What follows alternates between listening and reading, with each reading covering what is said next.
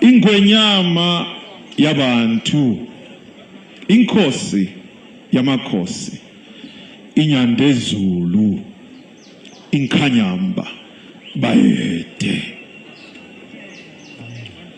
Representative of the guest of honor, King Mphezeni Kazweletini of South Africa. Important message. He has delivered this message after deep reflection of being 40 years on the throne. The theme for this year is 40 years on the throne, peace, love, and unity. The important message is all based around unity. So I read this speech on his behalf. Let it all be known that these are not my words, but the words of Inkosi Yamakosi. Ingonyama speaks. I, Mpezeni IV, greet you all and welcome you all to this year's Nc'wala 2023 ceremony. I welcome you all to the sacred grounds of the Ngoni at Mtengoleni. It is always a delight for me, the Ngoni Royal Establishment, the Ngoni people, to host you at this year's Nc'wala ceremony of the Ngoni people. This ceremony brings together not only the Ngoni people of Zambia, Malawi, and Mozambique, but all other tribes and people from all walks of life in Zambia, Africa, and the world over. This year's ceremony is particularly important and special because it commemorates 41 years of the revival of the Nc'wala ceremony by my father, Mpezeni III, Inkosi Yamakosi Potino Kakuzwayo Jere Kahilashwayo, after a prolonged ban by the colonial authorities following the Anglo-Ngoni War, which took place from December of 1899 to February 1890. And it is also my 40 years on the throne as the Inkosi Yamakosi of the Ngoni people. So as we celebrate this event this year, it is important that we collectively reflect on what has been done in the last 4 decades of my reign, hence the theme, 40 years on the throne of peace, love, and unity. Ingwenyama says, I'm proud to announce and confirm that I am the longest serving paramount chief on the throne in this country. And during this time, I have served all 7 presidents of this country, a rare privilege that I cherish dearly. As such, Ingwenyama says, I strongly urge all politicians to defend and sustain the desire and dream of the founding fathers of this country that we remain united under the slogan of One Zambia, One Nation. Distinguished ladies and gentlemen, one may ask, what lessons and advice do I, as Ingwenyama, bring to the Zambian people after 40 years on the Ngoni throne? I wish to tell you, in my 40 years of experience on the throne, I've come to learn that the hope and future of Zambia lies in peace, unity, love, and forgiveness. And giving thanks to God Almighty for giving us this peaceful land that we call Zambia. To me, this is the main secret to the slogan of One Zambia, One Nation. Ingwenyama says, to all the Zambians, please always remember that as we strive for unity and forgiveness in our common goals for success, we need to remain united as a people. If we are to develop individually and collectively, we need to also help each other because ours is a common goal. Ingwenyama, ladies and gentlemen, says, I often feel sad these days when I see political tensions, divisions amongst you, our politicians, and as a traditional leader with 4 decades experience on the throne, my humble advice to all the political leaders is that you must be slow to anger, be quick to forgive, learn to reconcile, and move in the spirit of one Zambia, one nation. This principle should be applied at all levels of our society, the family level, the community, chiefdom, and district, and indeed national level. Ladies and gentlemen, Ngoni speaks that in the last 40 years, I've also received the message and hopes from the people of Zambia from all walks of life, politicians, the church, the common man, they all seek my counsel. This is because we are all Zambians and we live in the same space. We should therefore learn to live with peace with each other. Zambians in general want peace, love, and unity. Ladies and gentlemen, Ngoni speaks. Our political difference should not mean that we should not share and eat a meal at the same table. We are one people.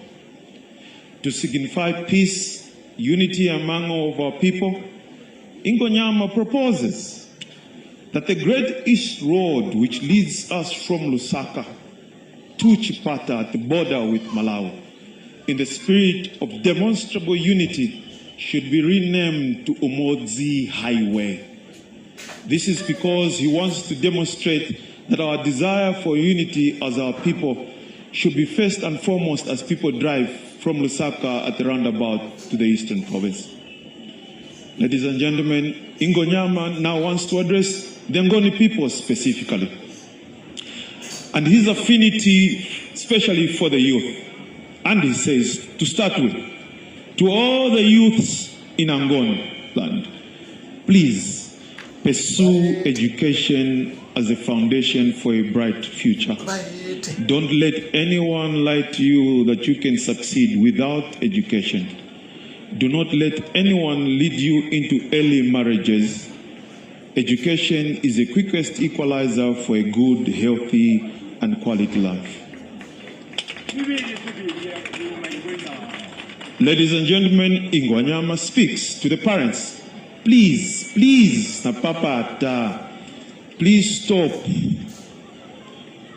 stop sending off all my children to early marriages as a source of income. This is being unfair to the young children and is actually a sign of laziness for you, the parents. We must always remember that development and wealth is in hard work. We have to know that we as a people are actually in control of our destiny and a better future. Ladies and gentlemen, Ngoni speaks that hard work should be the privilege of the people in Ngoni land, and if you are lazy, you cannot succeed. He goes on to give an example that you may recall that 40 years ago, he was given a whole Kambwili by the President of the Republic of Zambia then, His Excellency Kenneth Kaunda, and he started off as a peasant farmer. Today, he is a multi-purpose, multi-diverse commercial farmer. Use this as motivation to improve your lives and improve our own food security. No one, Ngoni says, should ever go hungry in this country because God has blessed us with beautiful land and opportunities. Ngoni speaks. We, the Ngoni people, must also initiate a diverse program of restocking the cattle, hence called the Ngoni breed. He says, all Ngonis should remember that they are a cattle people, and this must be reflected in the number of heads in all the crowds in the Ngoni land.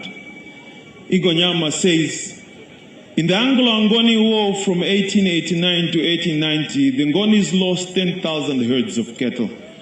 If you work around the compound of that, this cattle would have been millions. He therefore calls on the Ngonis to remember that they are a cattle people and they should restock the Ngoni herd which was lost.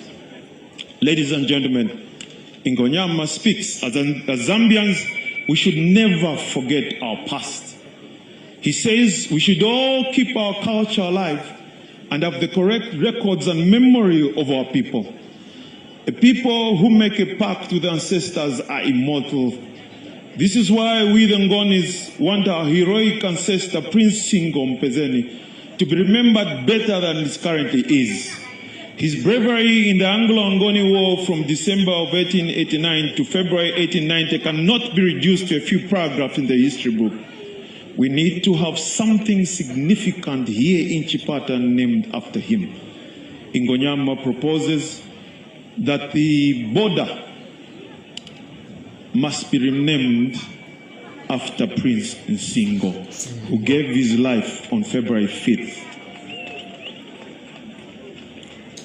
Ladies and gentlemen, against this background, Ngonyama also speaks that February 5th, when Prince Nsingo was executed by a firing squad of the British, should be considered for a national single day, because this is the earliest recorded program or activity of national resistance by any tribe and certainly any people in this country. And he is the first freedom fighter. Ladies and gentlemen, Ngonyama speaks. We, the Ngoni people, need to reflect and appreciate of our history. He says that in 40 years, he has learned that we should live in harmony with other tribes of this country and beyond. And he says we should be quick to reach out in unity, peace, and love. In this spirit of peace, unity, and love, he wished to extend his sincere gratitude and thanks to Chieftainess Nc'wala of the Namwanga people of Northern Province for preserving the burial site of our great ancestor, Nkosi Zwangendaba Kahilashwayo, who was buried in Nakonde. Ngonyama says he has been to that site, and Chieftainess Nc'wala has stationed a permanent guard at the burial site of Nkosi Zwangendaba. And he says this humbles him, and he appreciates this gesture tremendously.